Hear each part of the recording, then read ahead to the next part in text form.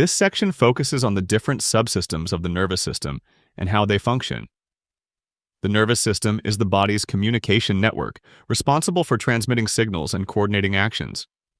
It is divided into two main parts: the central nervous system and the peripheral nervous system.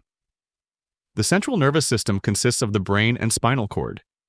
The brain acts as the command center, controlling thoughts, emotions, movement, and vital functions like breathing and heart rate.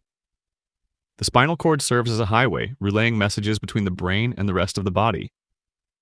It also plays a key role in reflexes, which are automatic responses to stimuli. For example, when you touch something hot, your hand pulls away before your brain even fully processes the pain. This happens because the spinal cord can trigger reflexive actions without needing input from the brain. The peripheral nervous system extends beyond the brain and spinal cord, carrying messages between the central nervous system and the rest of the body. It is further divided into the autonomic nervous system and the somatic nervous system. The autonomic nervous system controls involuntary bodily functions, meaning processes that happen automatically without conscious effort. It consists of two branches that work together to regulate the body's internal state. The sympathetic nervous system prepares the body for action in stressful situations by increasing heart rate, dilating pupils, and releasing adrenaline. This response, commonly known as the fight or flight response, helps the body react quickly to danger. In contrast, the parasympathetic nervous system has the opposite effect, calming the body after stress has passed. It slows the heart rate, promotes digestion, and conserves energy, which is why it is often referred to as the rest and digest system. While the autonomic nervous system regulates automatic functions, the somatic nervous system controls voluntary movements. This part of the nervous system allows us to consciously move our muscles, enabling actions like walking, writing, or raising a hand in class. When you decide to move, the brain sends signals through the somatic nervous system to the appropriate muscles, making the movement happen.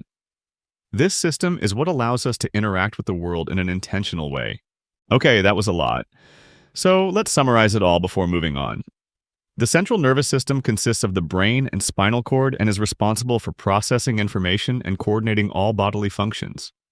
The peripheral nervous system connects the central nervous system to the rest of the body and is divided into two main parts. The autonomic nervous system controls involuntary functions, with the sympathetic nervous system triggering the fight or flight response, and the parasympathetic nervous system restoring balance after stress. The somatic nervous system, on the other hand, governs voluntary movements, allowing us to perform intentional actions.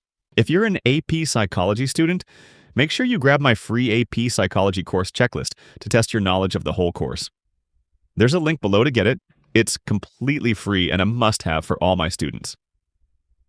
I'll also throw in my full AP Psychology glossary and vocabulary bank, and my guide to the 5 hardest AP Psych questions that students get wrong in their exam. This video has been a snippet from my complete 4-hour AP Psych study guide video that covers the curriculum in one mega video. You can click that video on the screen now to watch it.